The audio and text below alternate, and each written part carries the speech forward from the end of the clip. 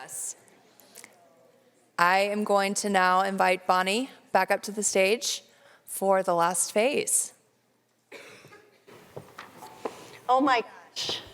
We have done so much work, and you are still here for it. So thank you, and thank yourself for still being here. I want to start part 3 with congratulations. The hardest part is part 1, and I've heard it in all the side conversations.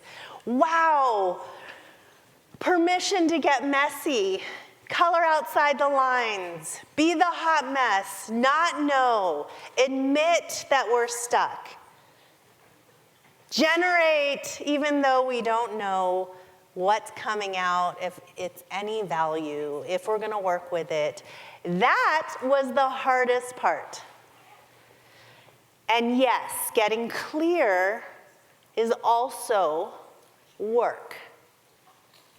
But once you have the ingredients, do you see how now you can sort, separate, prioritize, delineate, bucket?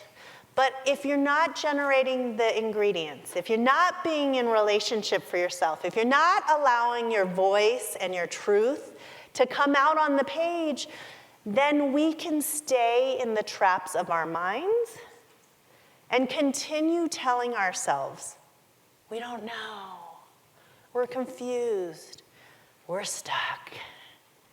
And that doesn't mean that right now you have to have crystal clarity. It's okay not to have it. But you've been practicing the steps to get to it. And life is an ebb and flow. Sometimes you have it, but then we evolve. Circumstances change, and we lose it again. But the reason this is a practice is that you now know how to do it, and the choice to come back to it is always available to you. Ruth said the word agency. It's one of my favorite words, along with clarity, messiness, possibility, and creativity. But agency means you are not a victim.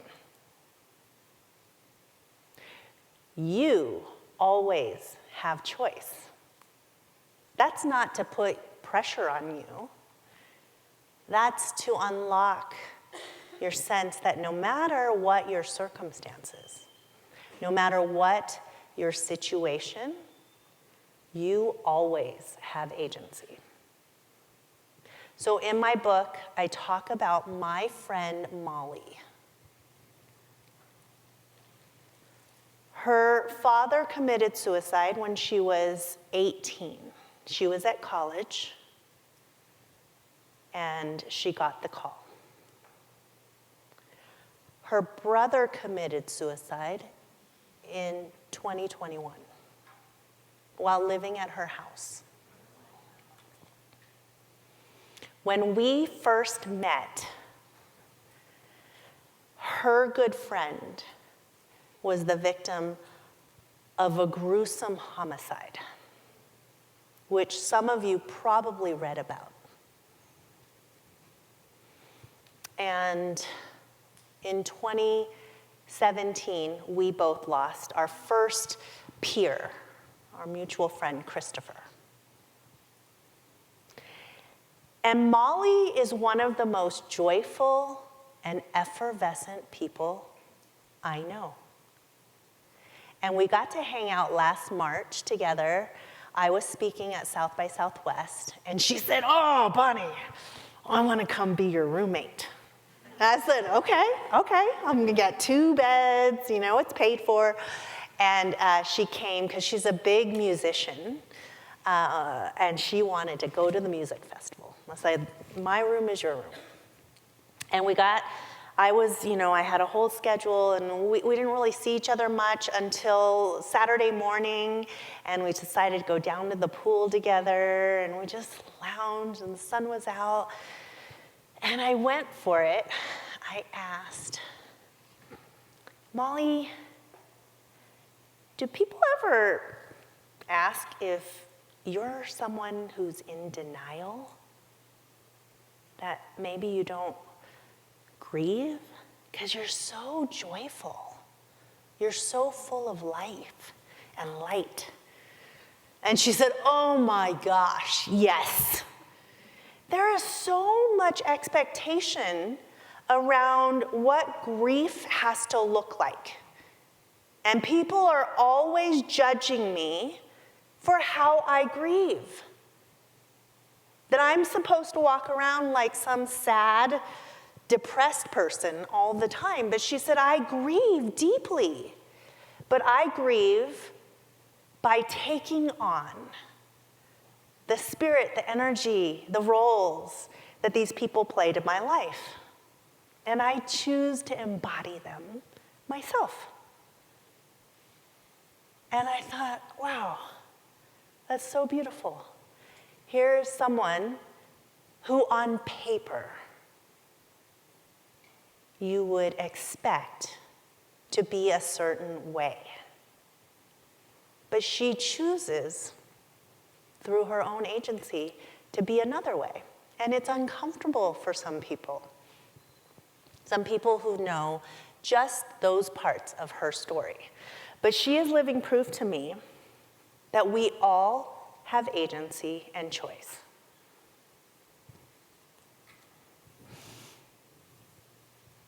You're in part 3.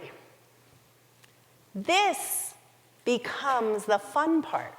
Well, not always fun, but it's not as hard as we want to believe, because once you are clear, suddenly everything shifts when you arrive at clarity. Because it's a question of your attention.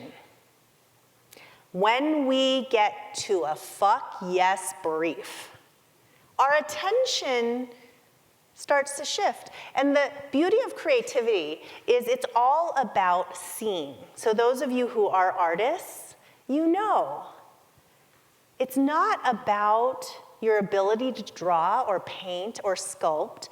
It first starts with how you see.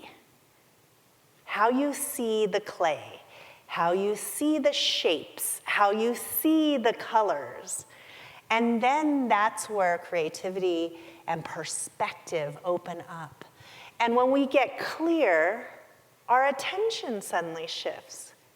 We start seeing the same circumstances in different ways. So after I wrote the Mad Love brief, I was so excited. I chose Mad Love. I had decided I want Mad Love with Chip. So I got in the car after landing from Boston, drove home, so excited, and I walked in the kitchen door, and there he was, cooking for the kids, and first thing he does is barrage me. Okay, so Mabel has this and Saturday and da-da-da-da-da, and I'm like, wait a second, I'm ready for Mad Love, and here's the cold shower, the scheduling, the negotiation, the decision, the blah, blah, blah, and wah, wah, boom, that's where it went. But luckily, that Sunday, we were going on our annual family vacation to farm camp up in Willits, California. We've been going since Ziggy, my oldest, was 4, Isla was 2, and Ruby was here. I didn't know it. And Mabel was still in the ether. And so this was, I don't know, like our 11th, 12th year of family farm camp, and I thought, perfect. There's no connection, no computers, no screens. A week with families we've been doing farm camp with for years. Perfect setting for mad love. And something happens at farm camp. Everyone gets there so excited on Sunday. Everyone's playing out in the sun and in the river and eating great food. And by Wednesday, everyone's exhausted because, oh my gosh, farm camp is so much fun. And then comes Thursday. And, we're managing young kids still at farm camp. There's poison oak and there's all kinds of stuff. And there are bears at farm camp this year. So we have to take down our trash very diligently every night down to the farmhouse so we can lock it in the trash cans. And we're having wine with our friends, and I said, hey, Chip, can you grab the bear bag? Yeah, sure. And I notice, he's really engaged, and this annoys me. When he gets so social that he forgets the responsibility, and it's lodged in my brain. And I'm gonna test him. Let's see, is he gonna bring the bear bag? I go down to the dining hall with the kids. We're all in this dining room, all these families, we're hustling, bustling. He comes in, he's in a great mood. I see his hands are empty. Oh, okay. He's getting mashed potatoes, we're all talking, and this is my pattern. I have to say something right then and there. So, where's the bear bag? Ah! I was not expecting, my husband does not lose it in public, but he lost it. The entire dining room shut down. It was as silent as when you were all writing. And I froze. Our kids froze. God damn it! The fucking bear bag! You want the bear bag? I'll go get the bear bag. And he storms out of the dining hall, and I am left trembling, and the other moms, I get the looks. Oh.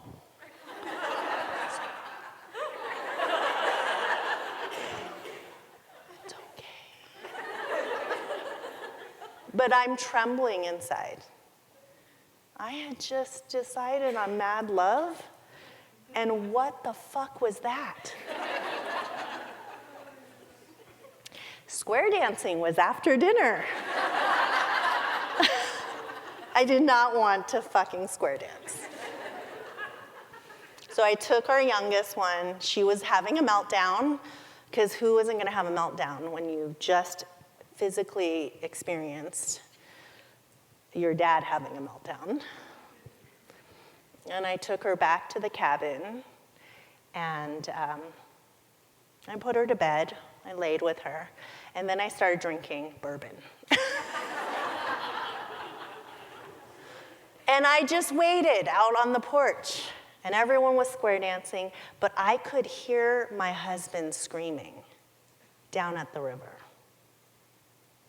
And I was terrified. I was also angry. I was also defensive. How dare he humiliate our family like that in the dining hall? How embarrassing was that? Now you're saying, this is what your mad love brief got you? Holy shit. Not sound fun. Not gonna live my brief. Eventually the kids came up, they all went to bed, and eventually he came up too. And I was just waiting for it. Here we go. That was not okay, and I'm gonna tell him what I think. That did not work very well. And the conversation took a really dark turn, and we talked about separating. And we'd never gotten that far.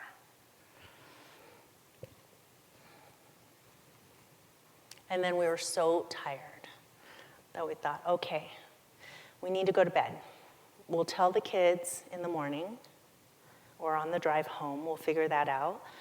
But let's just get some rest. We have to, go to bed. And he did his very special thing. He said, okay, let's hug it out before we go. It was a really sad moment. And something happens when you touch someone. And something happens when you hold someone. And it all melted. And I sunk into his chest. And then we had the real conversation. And he talked about how alone he felt with all my trips. How much of a failure he felt as a dad, as a man, that he couldn't hold all this stuff with our kids.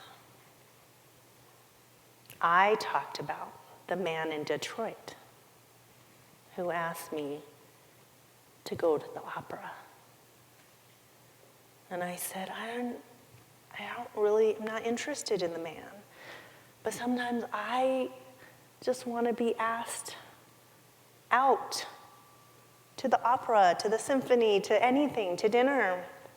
I don't always want to be the strong one, the decisive one. I want you to ask me out. And he said, and I don't want to feel the shame. I feel like when you ask for the bear bag, you're always telling me I'm not good enough. I'm forgetful. I'm not the strong person that I want to be for you. That was the sledgehammer. The hug was the sledgehammer that took down the wall so that we could have the real conversation.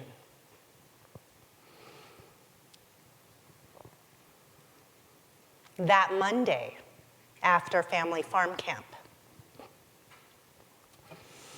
here I go into the kitchen, phone. He hands me the beautifully crafted cup of coffee, our usual routine, and I stopped. And I looked him in the eyes, and I leaned in and kissed him. The shock on his face. The shock on Mabel's face. What? What happened there? And I got in the car and I thought, wow, that felt good. Why don't I do that more? So I did it every day that week. He'd hand me the coffee, I'd lean in, kiss him, look in the eyes, say thank you. That weekend in the grocery store, he grabbed my hand.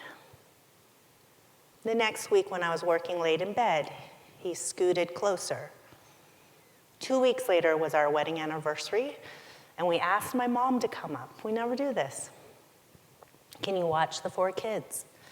She came and watched the 4 kids, and we took 3 nights away, and we went to our wedding spot in the Redwoods, and we played bocce ball. We drank our wedding champagne. We renewed our vows, just the 2 of us, in front of some big trees. We went to the beach. We slept in. And the morning of the last day, he was still asleep in bed, and I woke up and I thought, what is this feeling? Could it be mad love?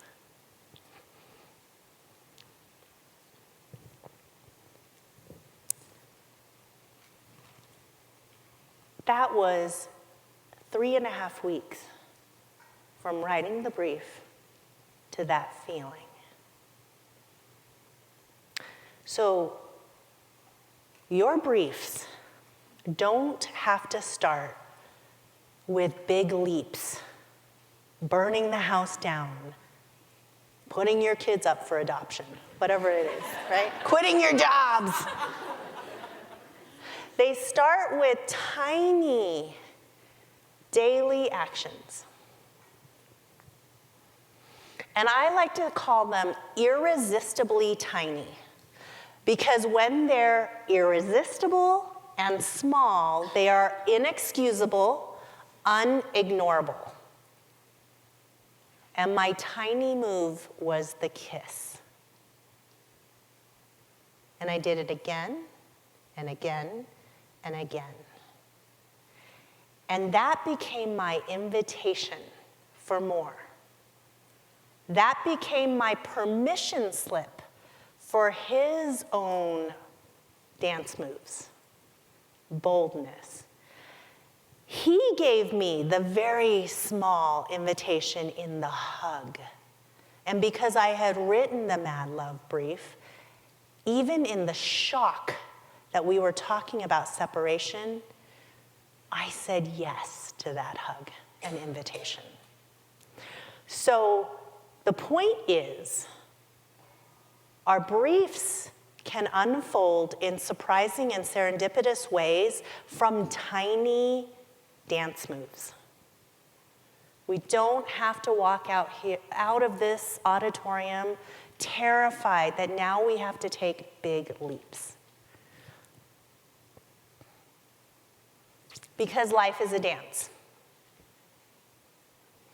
In every workshop or retreat that I teach, someone says, how do I life brief my boss?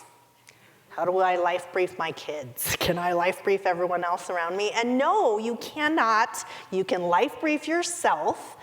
But because life is a dance, the tiny shifts we make when we show up differently as a result of our briefs, those are the invitations for everyone and everything around us to show up differently. We don't have to control, hold tighter, because that's an outcome, as we've learned from Ruth, of hiding. When we can dance because we're confident in our own fuck yes clarity, the world starts to dance around us. And that is how change happens. Tiny but significant. So I said at the beginning, the penetrating and driving question of this practice is, what do you want? But that's not true. The real penetrating and driving question is, how do you want? Not how will you get there. It's how do you want to show up? How do you want to serve? How do you want to honor and love this part of your life that you've decided that you want to brief? And how do you want to shift your way, even in the smallest of increments, so that you are sending out permission and invitations for change around you?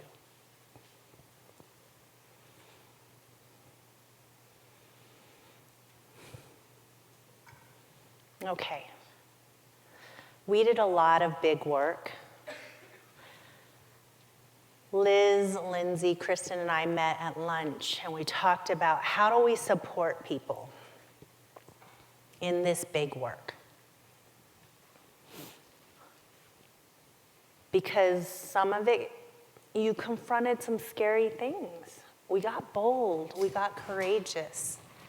And that might come up again and again as you leave this wonderful, safe, and brave space, this community. But know that we are all here for each other. I want you to think for a moment, what are your conditions? What do you need to support you as you continue to do this work? What do you need to ground you?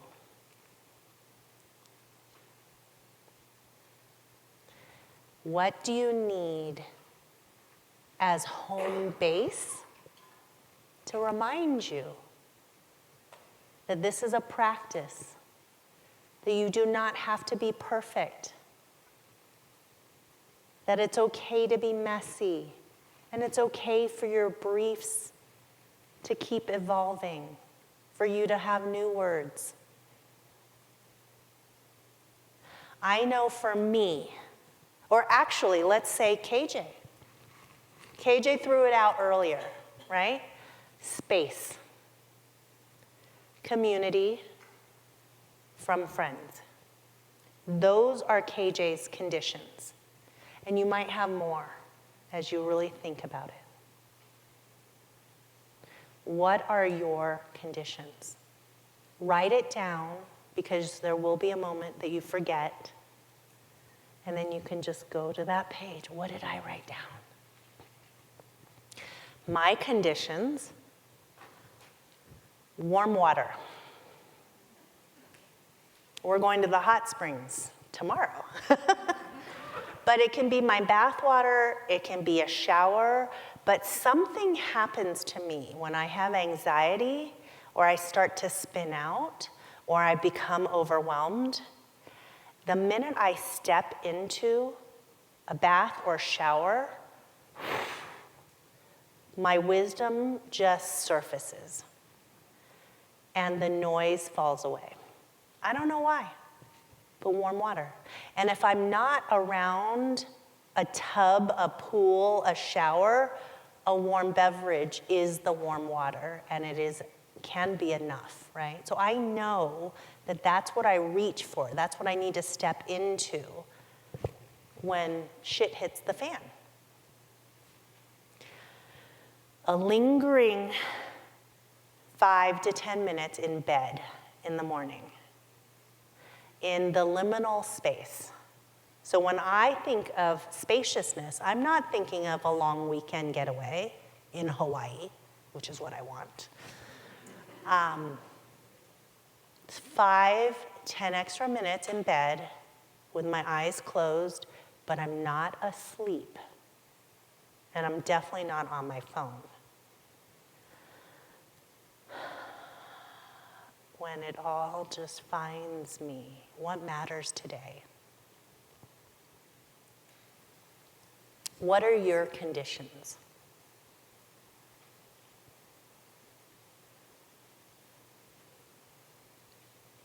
Write them down. Does anyone want to share what comes up for you? Because I know this is a moment where that can really inspire others. Yes? Good sleep. Yes. Me too. Thank you. Is that Kate? Okay. Thank you. Yes. I wrote down peace. Peace. How do you access peace? By being alone. Ah, okay. So that's more specific. So you see how peace is this big thing. And yes, it's true. That is your truth. But what we want to do is take it down to something tangible and actionable, right? So you can go there. So you find you're in a moment where I need some peace. Why am I around all these people? Right? Alone time is my peace. And you could probably come up with some more around that, right? So the more sharp, vivid, actionable you can get, the more you can, Lindsay. My village. Your village. What is your village, or who is your village? Nourishing friendships. People I admire. These mentorships. But yeah, those really nourishing, supportive friendships and relationships. Great. Can you get even more specific and name one or two? One or two people or one or two Yeah, of your village. you are part of my village. Thank you. Admire and look up to, respect Okay. to be, and then Wit, really supportive mama friend. Great. Being a mama, just other friends in the same situation. Great. And I know our connection since last year has been mutually nourishing, and you have wit. So I want you to get specific. Yeah? Specific. Name the conditions. Anyone else? Cathartic music. Oh, yeah. We get to share in your awesome music and playlist. Thank you, Elizabeth. Anything else? Horses. Okay. Beautiful. Thank you. So I just need a clarifying question. Yes. The warm water and the sleep, are those your conditions for mad love? Because then you said when shit hits the fan, so I'm a little. Oh, okay. Thank you. Thank you. Yeah. My conditions are, well, for mad love, it is different, you know. I have conditions for mad love. And for my husband and I, now our conditions start with saying the words. If he says mad love to me, I know exactly what he's saying.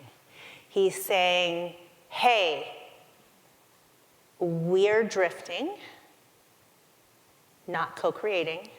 He's saying, do you still choose me? Do you still choose this, right? There's a lot packed. So that is one condition for us in sharing that brief. For me, the conditions of warm water can be for any brief. So anytime I feel lost, confused, before I can even get to thinking about a new brief, I need to settle. I need to submerge. There's something in the warm water that just automatically takes me to home base, from which I can now reset, connect, right? So thank you, that was a really important question.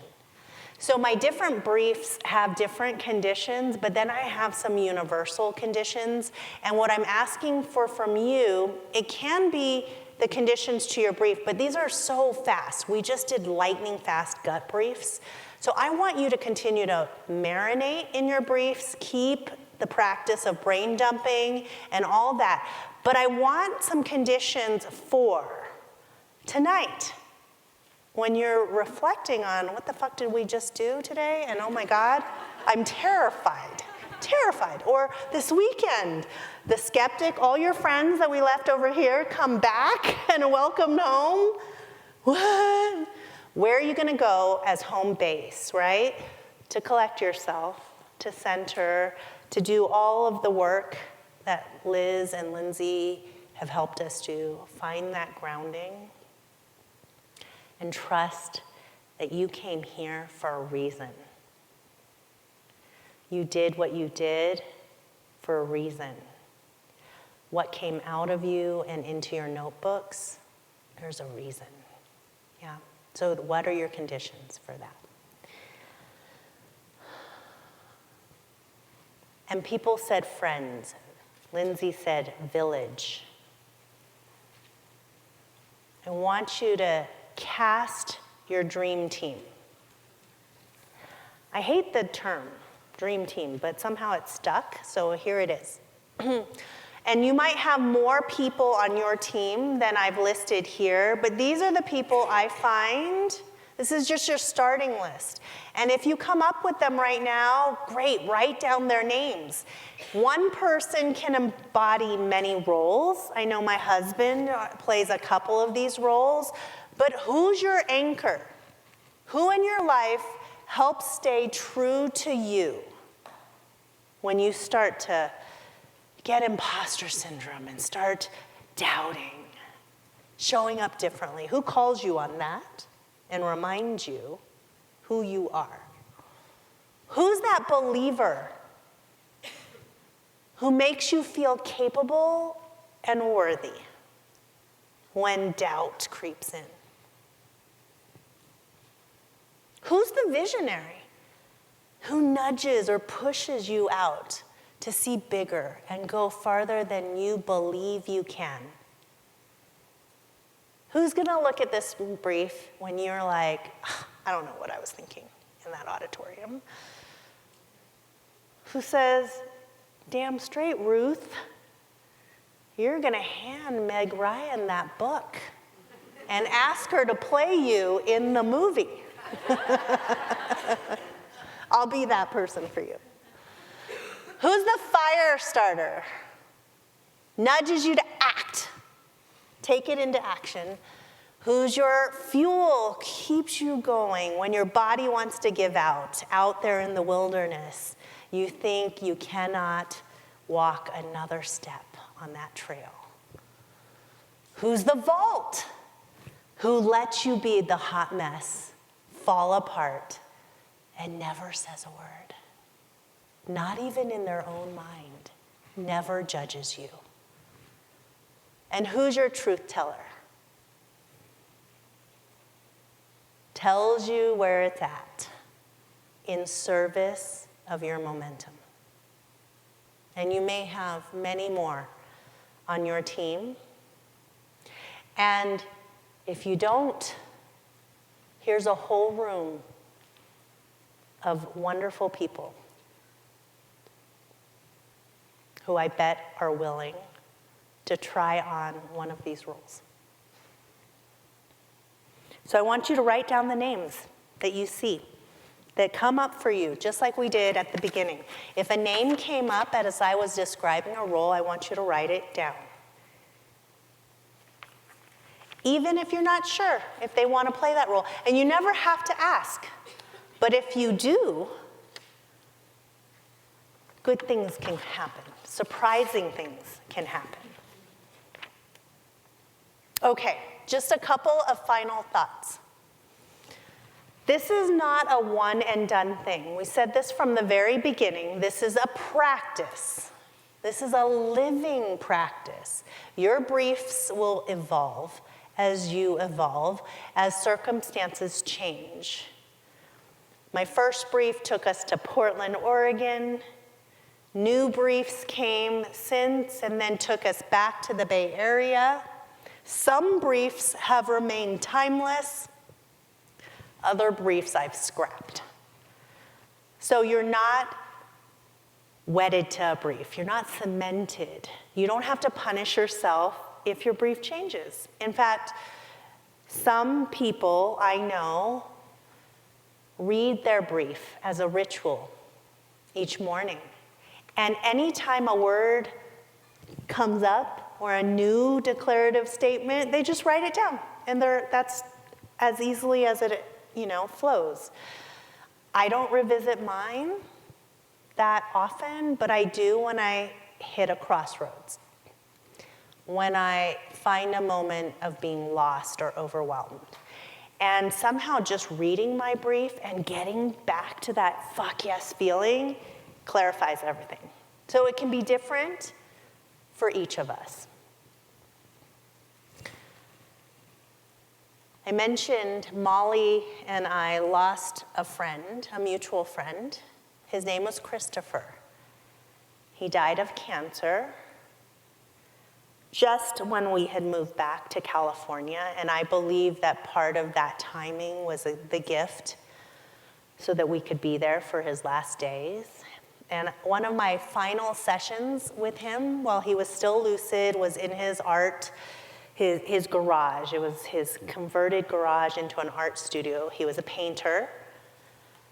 And he just was so oozing with excitement about the life brief and what I was doing. And he said, Bonnie, I love the life brief and what's happening with it. But you have to remember to tell people that after they write those briefs and they get to that fuck yes place, there's still gonna be housekeeping. We still have to show up for the people and the promises we made in our lives and still walk those paths. And they may not be the must-haves or the don't need. They might just be neutral. He says, I have stage 4 cancer, and I don't get a hall pass. I still have to get up. I have to brush my teeth, make my bed, get Theo out of bed, take him to school. That housekeeping is a gift. So we all have housekeeping. Remind them that they still need to show up for the housekeeping. And there might be moments like the bear bag moment where it feels a little scary because it feels a little dark and the doubts come overflowing. And that was the bear bag moment. But we needed that sledgehammer to get us to the other side. Do not give up. Do not give in. Because every time I have done this, and not every brief has a bear bag moment, but life will test you. You will have moments where life is asking, how badly do you want this brief? How committed are you to this fuck yes feeling? And just know when that dark moment hits and you're in it, you think, I'm gonna keep going. I'm gonna get myself up at 2 a.m. and walk into that bedroom and talk with my son. And when he's yelling at me, I'm going to stay in the conversation and remind him that I love him. And this is what real love looks like. And my greatest fear every time I did that was that when I go into that room, he will run away. He will push away from me. And that was my greatest fear as a parent. But he did the opposite every time. Every time I held him accountable, stayed in the conversation, he came in closer. The next morning, he would show up differently for his little sisters. He'd come in and have breakfast. Somehow, the reaction I got was the reward I so desperately wanted, was him choosing to participate, to lean in, to be with us again. So, remember this slide when you feel scared. And open yourself up. Allow things to unfold. I think the beauty of nature and the wilderness, as Liz and Lindsay have taught us, is that we never know what's going to happen. They said it would be sunshine. Why is it snowing? Right? But there's always surprise and serendipity. And I can't explain it. I can't even tell you the science behind it. But when my son would come in and be laughing after that rough moment, wow, what? When I walked in to quit my job, to move my family to Portland, the president of the agency said, oh, why do you have to quit? I'm like, what? Why? Because you don't have an office in Portland. Oh, that's okay. You can just work from Portland. Keep your salary. What? This was 10 years before remote work was even a thing. Okay. And that became a 6-year chapter. So when we start walking the steps of our briefs, incredible things will show up. Allow them to. I call them the unexpected twists, unimaginable rewards.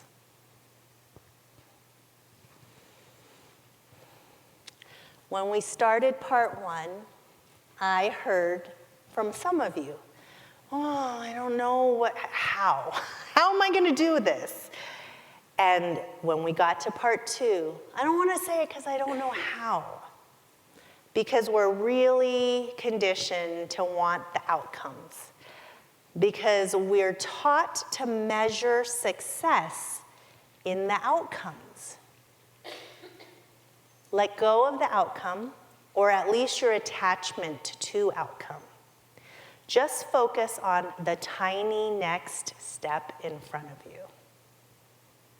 Because if you're so wedded to the outcome, you're not going to see those surprises when they show up.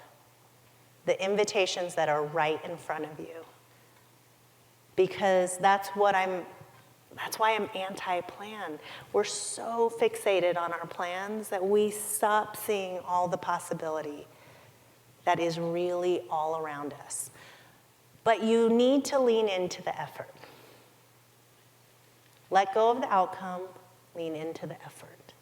Those tiny daily steps. Something wild that you